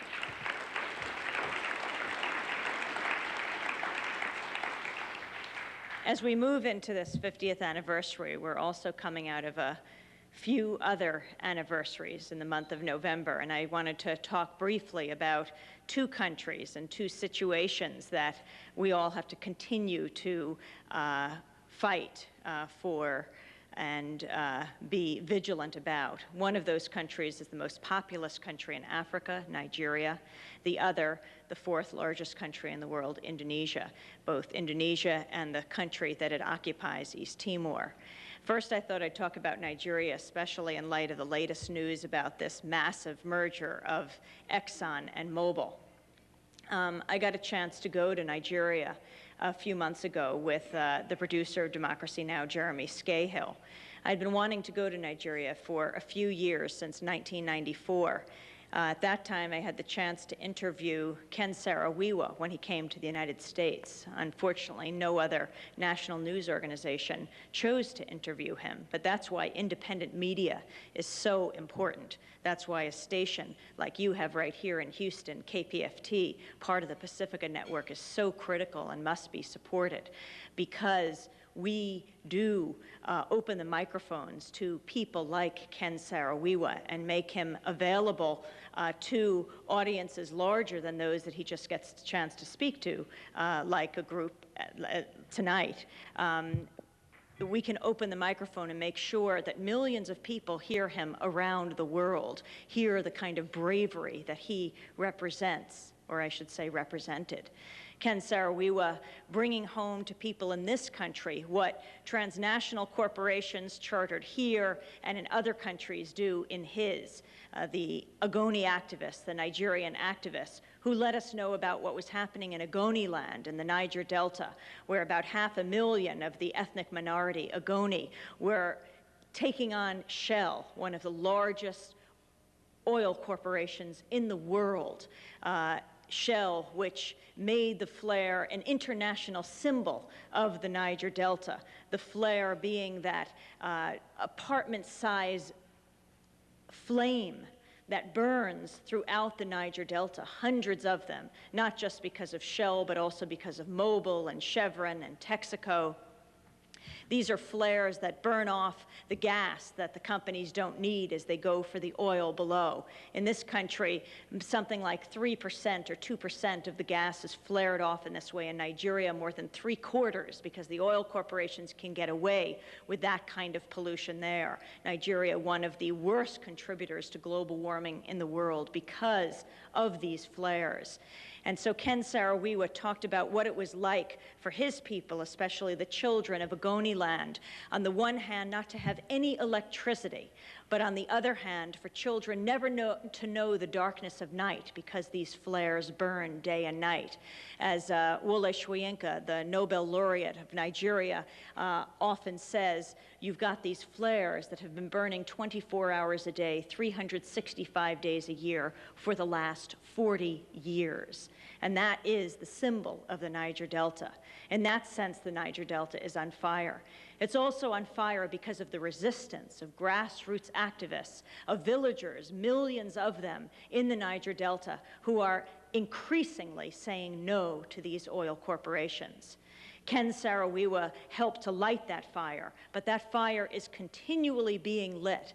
So much so, unfortunately, in this country, we don't hear about this very much, but at this point, it looks like 1/3 of oil production has been shut down in Nigeria because of villagers occupying barges, because of villagers going to offshore drilling sites, cutting off oil flow stations, and saying, unless you respect our environment, unless you stop polluting our area, which means the end of the livelihoods of people whose livelihoods are fishing and farming. Unless you respect us, we will not let you operate. We want you out of our country. And it's an absolute phenomenon what these young people around the Niger Delta are doing. On November 10th, 1995, 3 years ago, Ken Saro-Wiwa was executed along with 8 other minority rights activists from Ogoniland because he exposed the relationship between these transnational corporations, in his case Shell, and the Nigerian military regime. At that time, the regime of Sani Abacha, who recently died. He showed how the regimes rely on these oil corporations to be propped up, and how these oil corporations rely on the Nigerian regimes, the successive regimes of Babangida and then Abacha and now Abubakar, how these successive regimes are basically the hired gun for these corporations. They know that they can move in and exploit and destroy whole areas because the notorious Nigerian military will be there ensuring that people can't rise up, but they are anyway. So Jeremy Scahill and I went to Nigeria this past August and September, and we discovered this one story about Chevron, the 3rd largest oil company in Nigeria after Shell and Mobil, and what it had done this past May, its responsibility in the killing of 2 Nigerian activists who did what so many other Nigerian villagers have been doing, and that is saying no, that you have to be held accountable. We went to a place called Elijah Land in the Niger Delta, went by speedboat and by car about 5 hours south of Lagos, the largest city in Africa, and also Nigeria.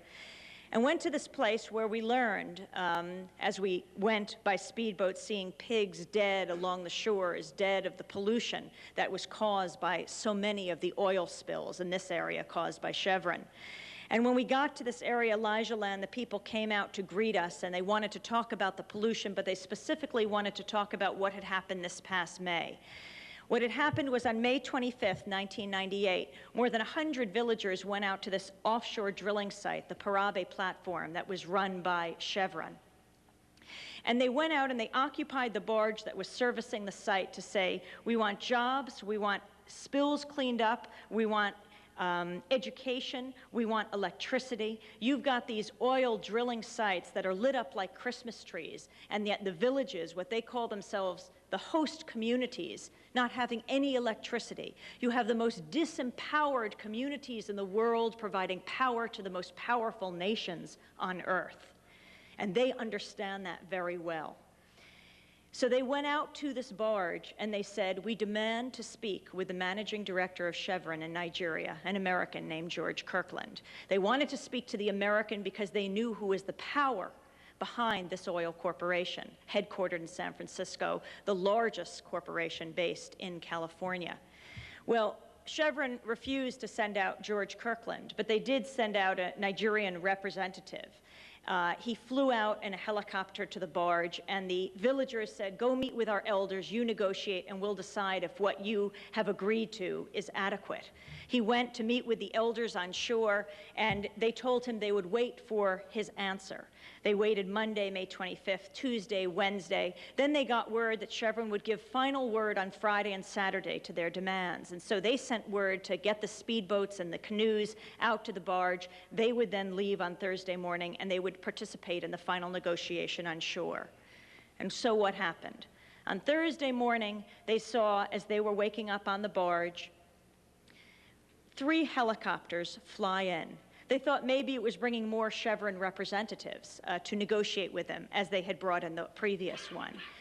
But instead, 3 helicopters flew in, and out came the Nigerian Navy, ruthless, notorious, as any contractor or any Nigerian will tell you, as well as the mobile police and the police and army came out of these helicopters. They ended up gunning down 2 of the Nigerian activists and killing them, shooting up a 3rd, and the rest of the villagers jumped into the sea, ran away. 11 were captured and put in what they described to us as a container.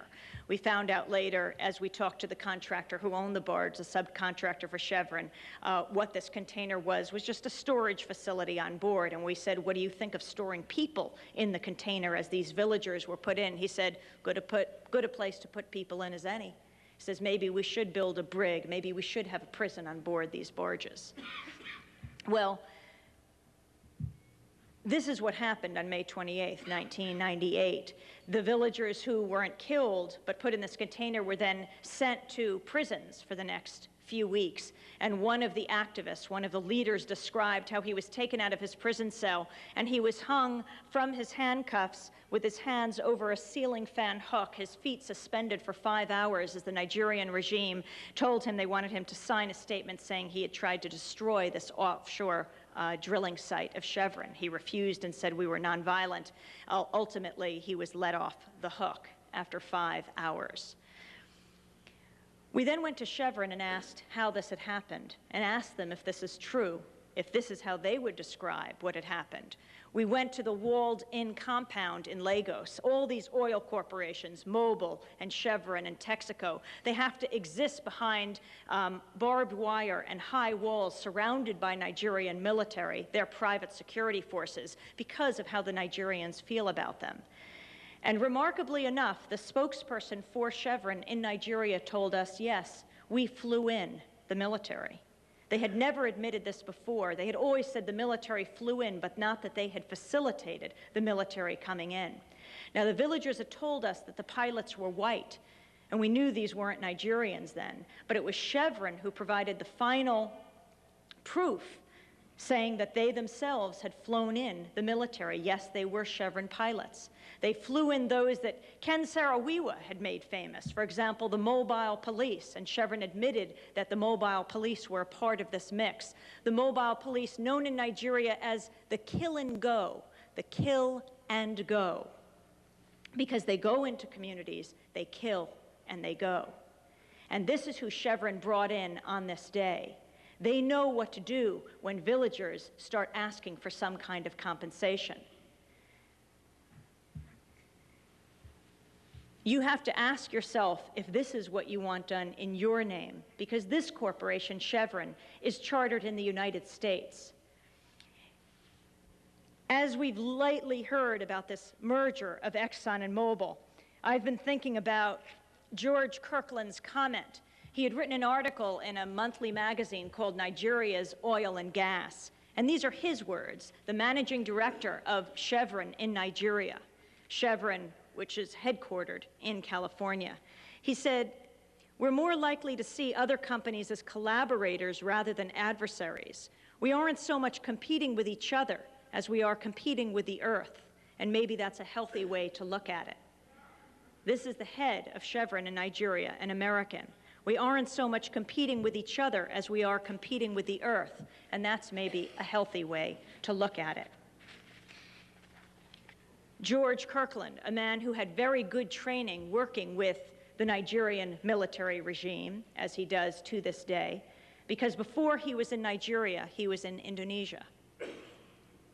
Indonesia is the other country that I wanted to talk about tonight as we talk about human rights and what we can do about them. Another country intimately connected to the United States, a country whose major dictator for 32 years, Suharto, was propped up by the United States. In fact, he came to power in 1965 in one of the worst bloodbaths in the 20th century, killing upwards of 1 million Indonesians with the help of the U.S. Central Intelligence Agency. As the U.S. CIA gave lists of names of dissidents in Indonesia, the Indonesian military, as Suharto was rising to power, would go out and kill people one by one, and the U.S. CIA would simply strike out their names as they were killed. That's how Suharto rose to power in 1965. And in 1975, Suharto invaded with the Indonesian military East Timor. Now, if you're listeners to Pacifica Radio, you know something about East Timor, but most people in this country until recently have heard very little about it because the corporate media does not cover Indonesia or East Timor in the same way that, for example, it covered Cambodia. We all know that a terrible genocide took place in Cambodia because Cambodia was an official enemy of the United States, and the corporate media dutifully reported what the President and the Secretary of State said. In that case, it was good, and what Pol Pot did was terrible. But in the case of Indonesia, genocide proportionately larger took place in its occupation of East Timor and continues to this day. But we don't hear about it because Indonesia is an official ally of the United States. And from Ford, when the invasion took place, through to Carter, Reagan, Bush, and now Clinton, that continues. And the media rarely reports it unless absolutely egregious acts take place, like massacres that we occasionally hear about. Well, in 1975, on December 7th, 1975, Indonesia invaded East Timor. And they did it the day after President Ford and Secretary of State Henry Kissinger met with Suharto in Jakarta, the capital of Indonesia. And they gave the go-ahead for the invasion. Suharto wanted to get a face-to-face go-ahead because he wanted to make sure that no military weapon sales would be cut off to Indonesia. And he knew that the United States in bilateral agreements with Indonesia would not allow weapons to continue to Indonesia if Indonesia used them for offensive purposes. But once he got the approval of the President and the Secretary of State that he could go ahead, he did go ahead. And the Indonesian military invaded by land, by air, and by sea. It was terribly brutal, and the United States kept tabs every step of the way by following satellite communications, intercepting communications of the Indonesian military, the U.S. following from Australia. The Indonesian military landed in Dili, the capital of East Timor, dragged thousands of people out to the harbor and shot them into it as their loved ones were brought down to the harbor, forced to count off as their family members were shot into the sea. There were 6 journalists covering the events leading up to the invasion from Britain and Australia. And the Indonesian military gathered 5 of them in front of a house in a small town in East Timor and executed them all. What they actually did was they cut off the genitals of the reporters, of the male journalists, and shoved them in their mouths, and they suffocated to death. The man in charge of that operation, in case you think that there has been a major change in Indonesia in terms of the leadership from Suharto to Habibie, the man in charge of that operation, named Yosfaya, General Yosfaya, has now been named the press minister, the information minister in Indonesia. He oversees the press. On the day of the invasion, December 7th, 1975, the last reporter that was reporting in East Timor after his comrades were killed was dragged out of the radio station in Dili and shot into the harbor as he shouted, "I'm from Australia." but he was one of thousands upon thousands of Timorese that were killed in the first days of the invasion. Then Indonesia closed the country to the outside world. 90% of the weapons they used in the invasion were from the United States.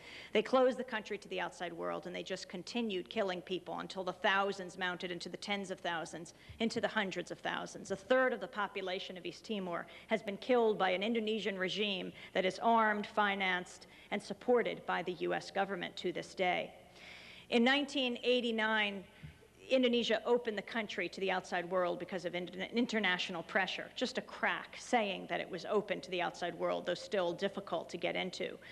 And in the summer of 1990, I got a chance to go there with another journalist, Alan Nair, and I was doing a documentary for Pacifica, and Alan was writing a piece for The New Yorker on East Timor. And what we found there was a total military dictatorship. Everywhere we went, the military was. The people were terrorized, would be arrested even for listening to shortwave radio, for talking to Americans or any Westerner.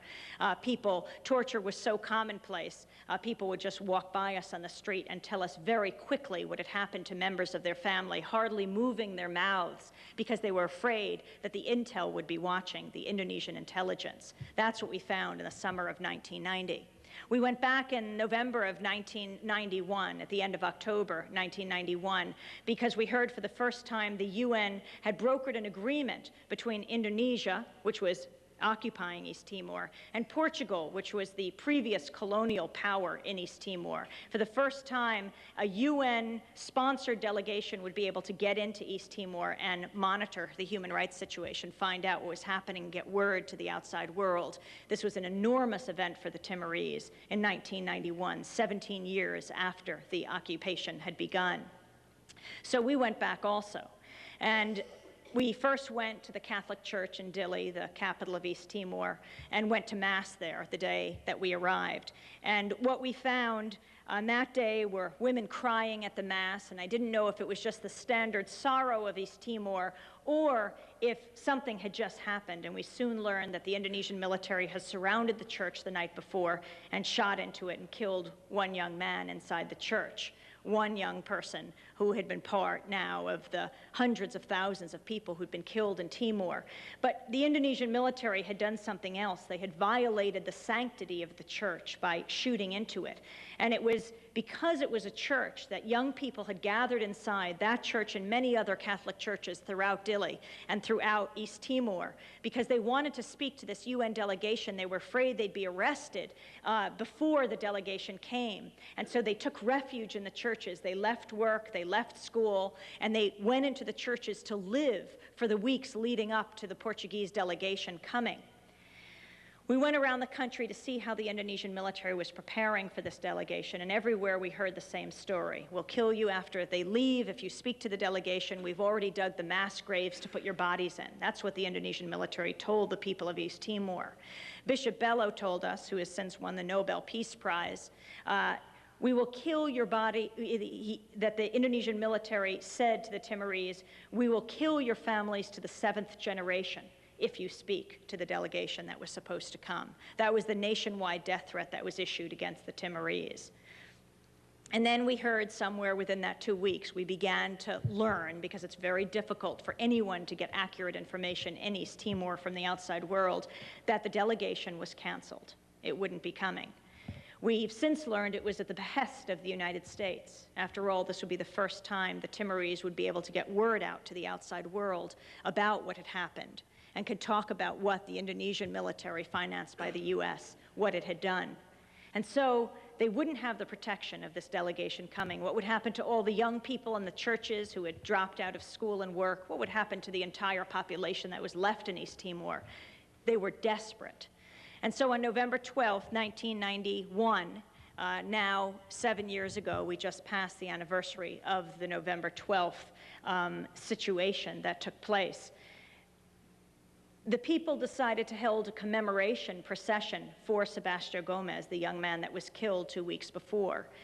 And 1,000 people turned out, just like the funeral 2 weeks before that Bishop Bello had presided at. This time, more than 1,000 people turned out for the Mass, and then thousands turned out to retrace the steps of the funeral procession to the cemetery where Sebastião Gomes was buried. It was about 8 o'clock in the morning on November 12th. Thousands of people marching, and they unfurled banners that appealed to the UN, that said things like, "Why the Indonesian military shoot our church?"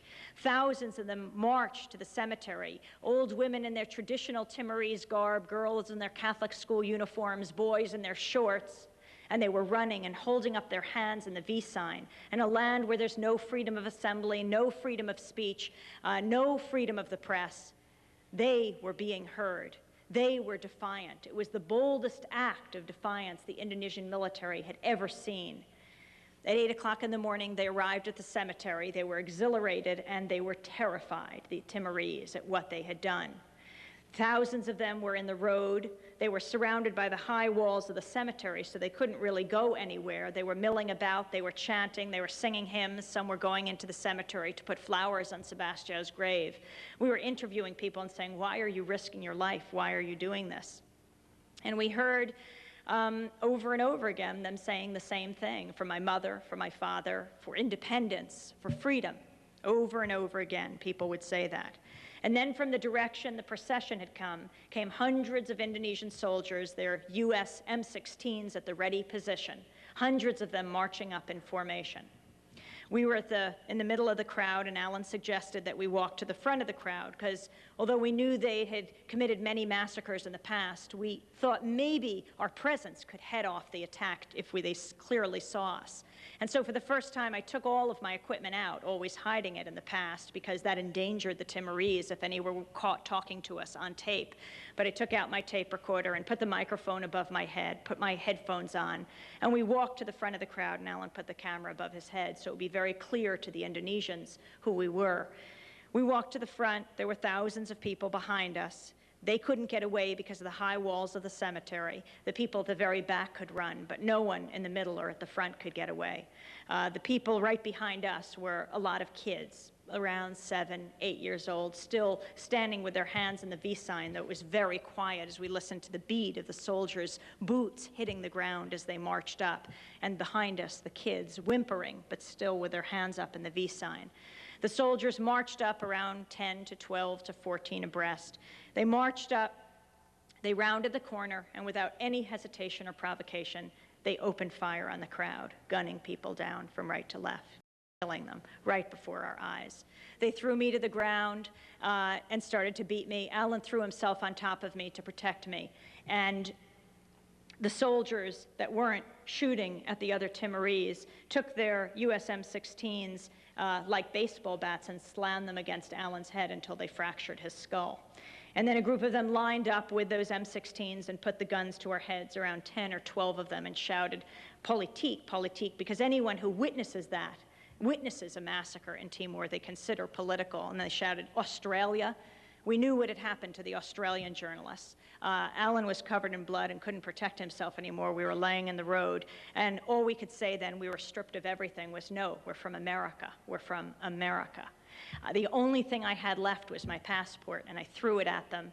They saw we were from America. And at some point, they decided to take the guns from our heads, probably because we were from the same country that their weapons were from. They would have to pay a price for killing us that they'd never had to pay for killing the Timorese.